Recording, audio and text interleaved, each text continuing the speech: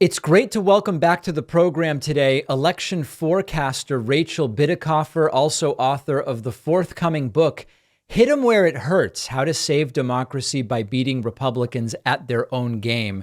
Rachel, always great having you on. I appreciate your time. Yeah, it's always a pleasure to be here. Thanks. So listen, let's start with the Republican primary, the first debate being tomorrow. Trump gets indicted 4 times. He does everything right and they indict him, as he likes to say. And he gains support in the Republican primary. DeSantis has gone from 30 to 14. Okay, Vivek Ramaswamy has gone from 1 to 7. But does anybody have a shot here other than Trump? Let me tell you guys a secret here. And that secret is, as a political scientist, that's my background with a PhD in poli-sci. My dissertation was on presidential nominations. So I know quite a bit about the structural, institutional presidential nominating system. And so when I say that nobody has been paying attention yet to the Republican primary, I strongly urge folks to believe me. Yes, David Pakman's audience is, I am, all my Beltway friends do, and the Twitter world is. But beyond that, average Americans never tune into these things in the off here. They'll start to tune in as Labor Day passes and people come back from summer. The first debate, the second debate will start to bring this topic into the radar of your average Republican primary voter. But generally speaking, even amongst primary voters who are more engaged than regular voters in the electorate, most people have not really committed or spent any mental energy on this yet. I So, think so it's you're too saying the early to say. polling does not tell us that much right now? It doesn't. Exactly. I would tell you that the polling does not tell us that much. And if you look back at 2008 at this time, then you would have assumed that Hillary Clinton would have been the Democratic Party nominee. And the reason is because of that front. What powers a front runner advantage is name ID. Trump has universal name ID. And I know that in our world, it seems impossible that people don't know who Nikki Haley and Tim Scott are. But even amongst Republican primary voters who are more engaged than regular voters, they are not well known, right? You can see this in the data on the number of Republican primary, voters who are responding to surveys who say they don't have an opinion of a candidate or they've never heard of a candidate. And even for somebody like Ron DeSantis, that can get pretty high, like 30%, right? So we really want to I really want to stress to people, we will find out if Donald Trump is a untouchable frontrunner, but we cannot know that yet. Let me give one potential counterpoint that I've been seeing, which is that your analysis is a perfect, beautiful analysis for a normal election. But Right. we have a situation where one of the Republican wannabes happens to have been president for 4 years, Right. and not 20 or 10 years ago, but 4 years ago. That is such a uniquely different situation that Trump's 56 is much more solid than your time-based analysis would suggest. What would you say to that?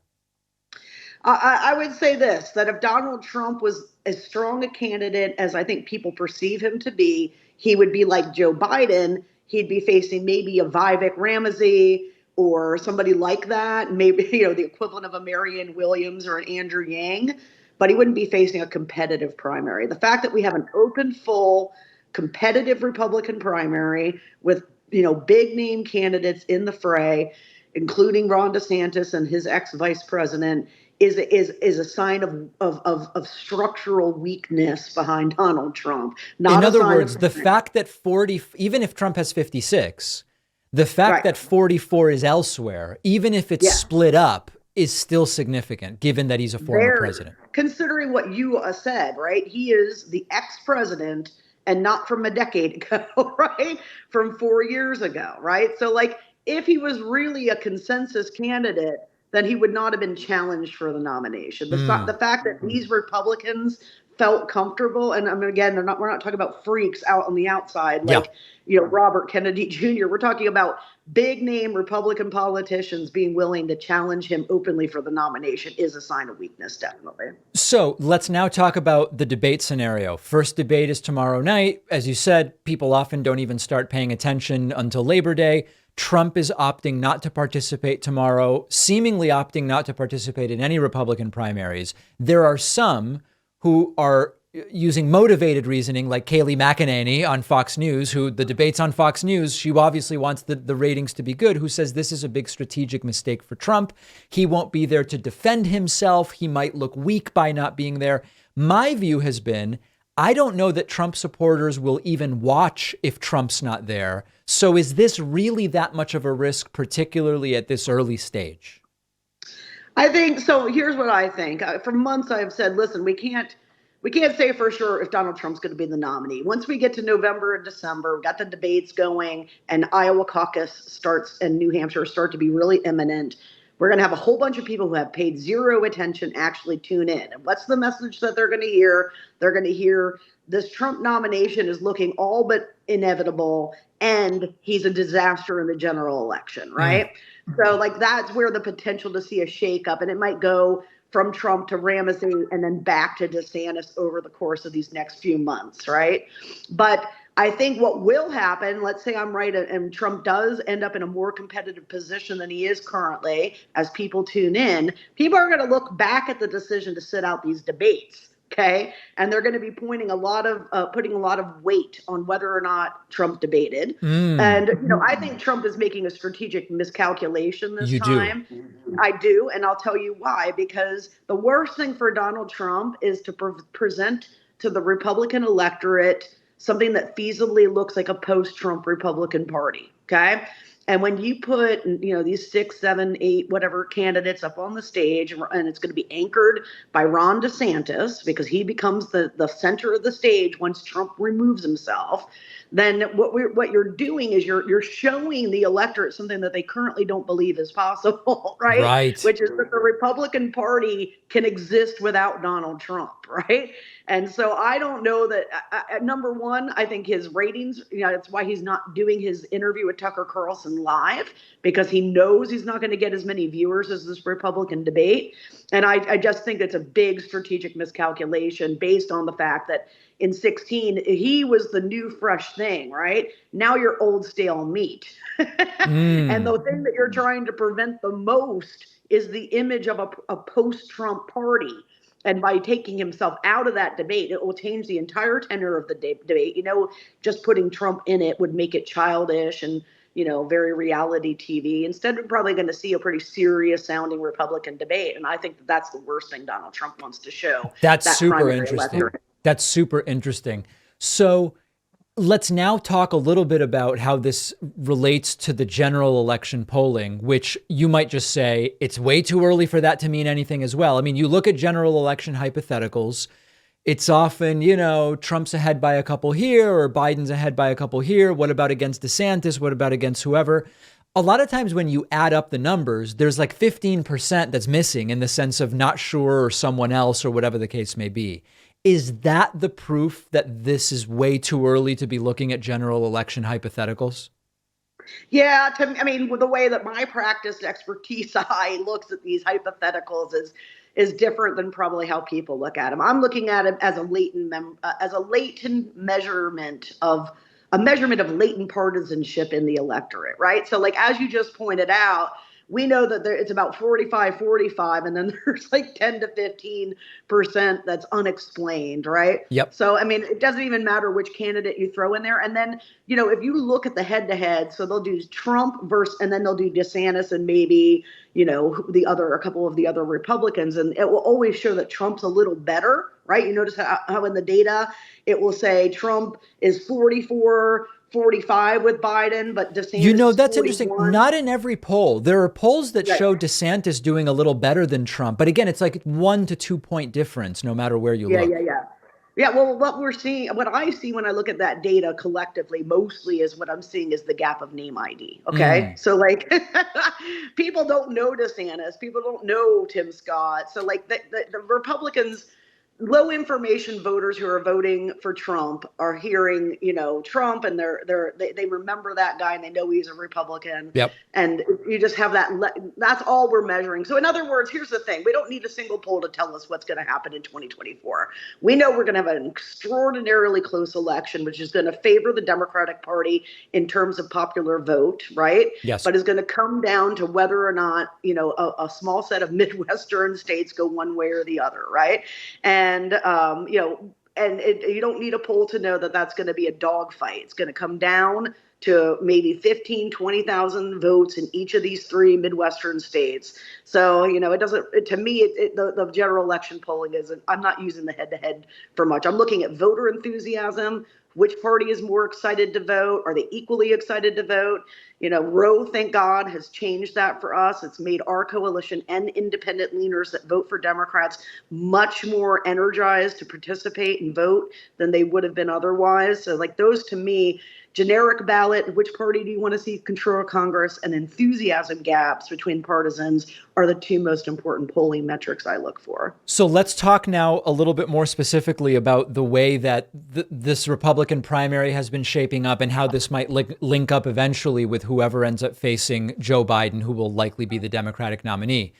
There's very little discussion about tax policy among Republicans. There's very little discussion. When they talk foreign policy, it's often we'll give Putin some Ukrainian land. It's kind of a weird thing to be saying, but that, Vivek Ramaswamy recently said that. It seems that it's overwhelmingly the culture war stuff, the woke stuff, trans, drag queens, books in school, and hormone therapy and this sort of thing. As a political scientist, what do you think about the substance or lack thereof of what we're seeing in the primary so far?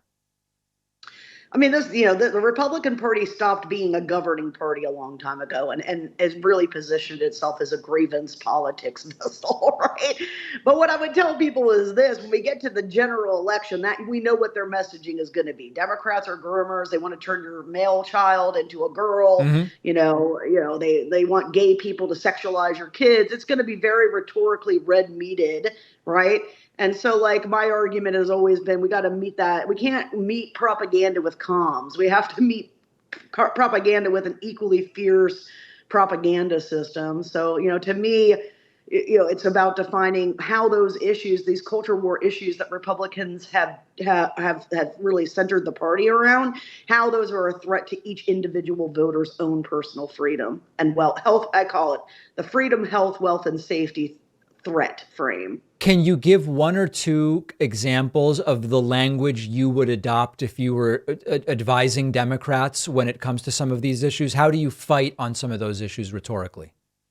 Yeah, well, so the way that you do that is you want to make it hyperbolic, intentionally hyperbolic, and simple, right? We want to do nuanced facts and reason. So we base our arguments in data, statistical arguments, job numbers, whatever.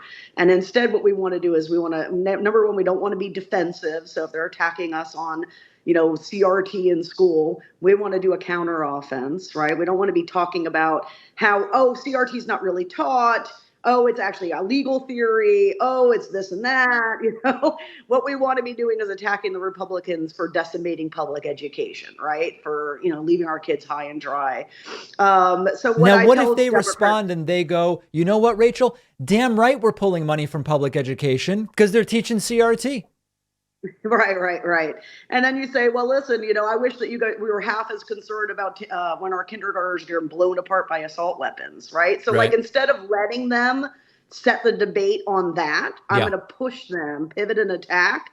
And I'm be like, okay, you want to talk about kids? Let's talk about all the dead kids that your inaction on gun control has caused, right? I mean, every parent in America is getting ready to send their kids back to school. And half of us are looking up armor-plated backpacks in America. That's the Republican Party's America that they want our children to live in, right? So if Republicans want to talk about protecting kids, it's a conversation I'm happy to have, but I'm going to push and have it on my terms, and it's going to be about kids getting slaughtered at school by Republican policies. Offense instead of defense. That makes sense. That's exactly right. Yeah, what I'm trying to get people to understand is like, they understand, and we'll talk about this in the book. I talk about this in the book extensively.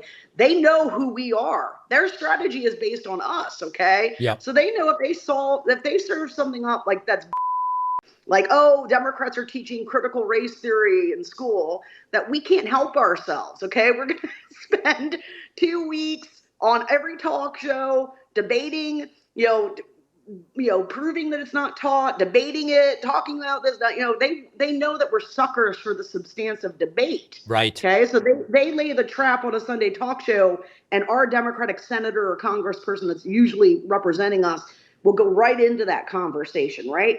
And they have set the conversation up as a branding exercise to force us into that position on Sunday Talk Show, right? And so what I'm trying to tell people is no, no, no. When they mention CRT in public education, you should be attacking them for letting kids die at school every single time. Like, make them regret mentioning the words children every single time.